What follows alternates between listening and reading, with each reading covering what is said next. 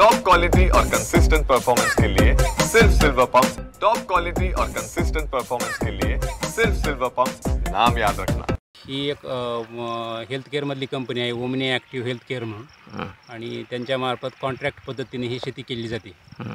बियाणं वगैरे त्यांनीच पुरवतात, ते आम्ही बियाणं घेऊन रोपटे तयार करून लागवड करतो त्याची।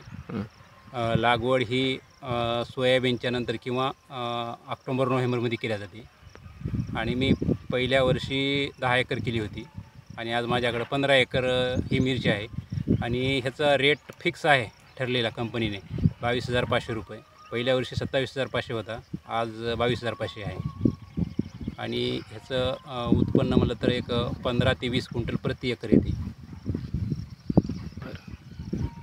उत्पन्न म्हटलं तर 15 ते 20 क्विंटल होते, आणि पैशामध्ये जर म्हटलं तर 3 ते 4 लाख रुपये प्रति एकरला होतात, आणि खर्च जवळपास 1 ते सव्वा लाख रुपये खर्च येतो यासाठी। 1.25 लाख कशाला फवारणी वगैरे? पूर्ण सुरुवातीपासून मशागतीपासून फवारण्या, खत, तोडणी, हे सगळं पूर्ण खर्च 1.25 लाख रुपये येते।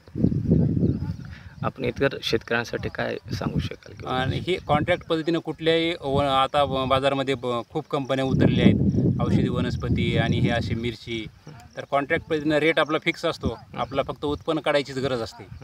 त्याच्यामुळं ते बाजाराचा चढ उतार याच्यावर काही फरक पडत नाही, आणि कॉन्ट्रॅक्ट शेती असल्यामुळं आपण जास्तीत जास्त उत्पन्न घ्यायला काही हरकत नाही ह्याच्यात। बरं, आता ह्यावर्षी किती होईल आपल्याकडं मिरची? माझ्या हे यावर्षी 200 प्लस होते, 200 ते 210 क्विंटल होते।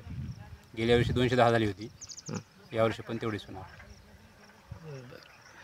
किंवा दुसरं कुठलंही पीक असतं, जसं कॉन्ट्रॅक्ट पद्धतीने जे कंपन्या करत आहेत त्यामार्फत आपण प्रोग्राम राबवून जर पिकं घेतली, औषधी वनस्पती असेल किंवा हे मिरची असेल, मेडिकल मिरची असेल, तर म्हणजे बाजाराचा याच्यावर परिणाम होत नाही, आणि फिक्स उत्पादन मिळते आपल्याला। याच्यावर काय अटॅक वगैरे काही कुठला अटॅक असतो, दर 8 दिवसाला स्प्रे घेतलाच पाहिजे याला।